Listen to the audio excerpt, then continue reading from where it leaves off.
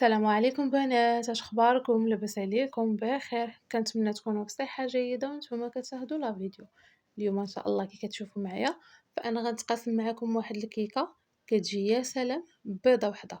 هي البنات غير بيضه وحده غادي تنوضي توجدي هاد الكيكه هادي بواحد الطبقه ديال الكريمه اللي كتجي بنينه وبارده في هاد الصهودات هادو.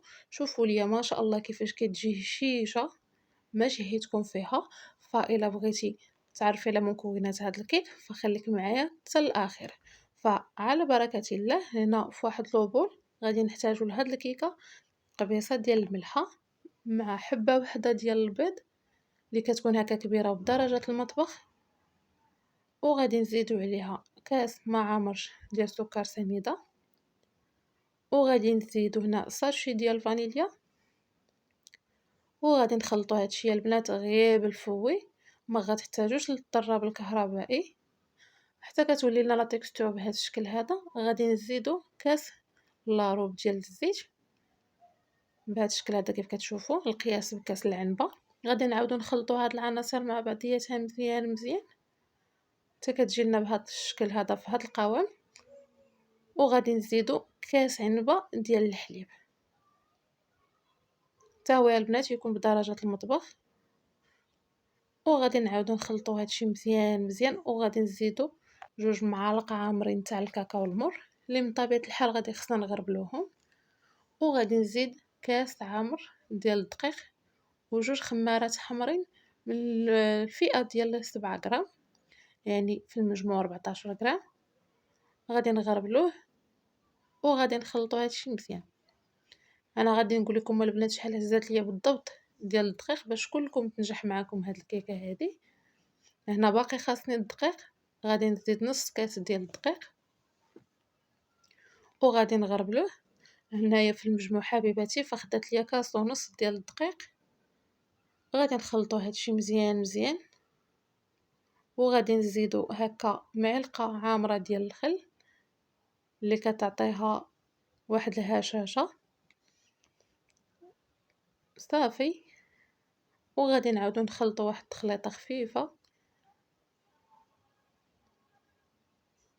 وهانتوما معايا حبيباتي حتى الاخر ديال الفيديو. هذا هو القوام اللي خاص يكون فيه الكيك ديالنا. غنجيبو واحد لومول اللي غادي يدخل هكا الفران ويكون ضروري البنات كيتحل من الجناب، وغادي نخويو فيه الخليط ديال الكيك ديالنا. وغادي نشعلو الفران من الفوق لتحت على نار اللي كتكون مهيله، راه ما كتعطلش البنات، تقريبا 30 دقيقه كتكون طابت. وهنايا البنات هاد الكيكه هادي راه كتجي هشيشه ما شاء الله، ما كتحتاجش انكم تسقيوها. هاد المرحله تقدروا تستغناو عليها. انا غير حبيت انني ندير ليها هكا غير ربع كاس البنات ديال الحليب ذوبت فيه شويه ديال القهوه وغادي نسقيها هكا. وكيف قلت لكم راه ما تحتاجش لان كتجي خفيفه وهشيشه هكاك غير بوحدها كتجي خفيفه، ما تحتاجوش انكم تسقيوها صافي بهاد الطريقه هادي. وغادي ندوزو ان شاء الله نخليوها هكا تبرد ونوجدو الكريمه اللي غادي تكون كطبقه ثانيه. ففي واحد الكاسرونه كنديرو نص سيطرو ديال الحليب، وغادي نزيدو عليه هي البنات هنا واحد الساشي ديال الفانيلا وواحد الفرون بالنكهه ديال الكراميل، غير هذا داك ديال درهم البنات داك الصغير اللي كيكون بدون سكر. وغادي نزيدو النشا والدقيق. فبالنسبه للنشا غادي نزيدو النشا والسكر. فبالنسبه للنشا راه هزات ليا 3 المعالق هكا ديال النشا، وغادي ندير واحد 4 ديال المعالق ديال سكر سنيده. والحلاوه من طبيعه الحال فكتبقى على حسب الذوق ديالكم.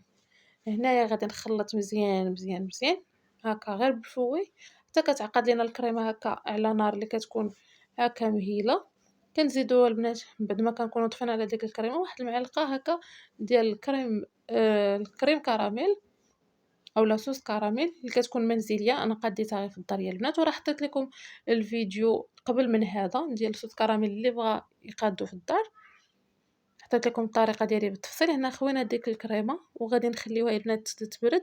بعد ما بردات فانا ذوبت هنا واحد 10 القطع ديال الشوكولاط اسود نوعيه ممتازه، وغادي نزيدو عليه 2 علاوه ديال الياغورت بالنكهه تاع الشوكولاط.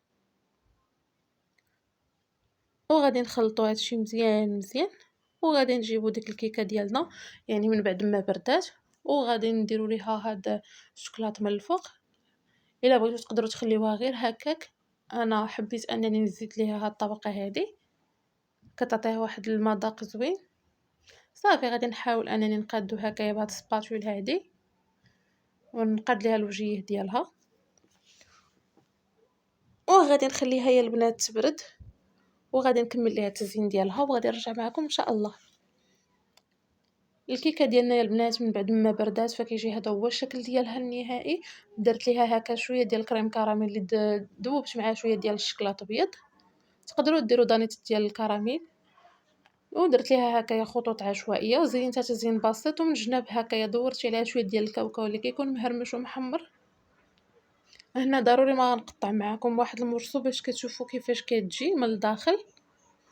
شوفوا ليا البنات شحال كتجي هشيشه ما شاء الله، وشوفوا على منظر وبارده يا البنات ديال هاد الصوصات وديال هاد الصيف هذا. صافي يا البنات، كان هذا هو الفيديو ديال اليوم والاقتراح ديال اليوم. كنتمنى انه يكون نال الاعجاب ديالكم، ونوضي ما تعكزيش، نوضي وجديها لوليداتك، تمتعي بها هكايا مع كاس ديال القهوه اولا شي عصير. شوفوا ليا البنات كيفاش كتجي، غادي تعجبكم انا متاكده، غير جربوها على حسابي.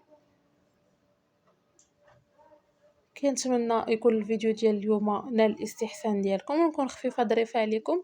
وما تنساوش حبيبتكم هكايا بواحد اللايك، وكذلك بكومونتيرات، وتبارطاجوا الفيديو مع احبابكم وصحابكم الى عجبك من طبيعه الحال. وإلا كيعجبكم بحال هاد النوع ديال الفيديوهات هكايا شي حوايج باردين اللي طاخت باردين اولا لي كلاس، خليوها ليا في لي كومونتير لتحت، اكيد انني غادي نشاركها معكم.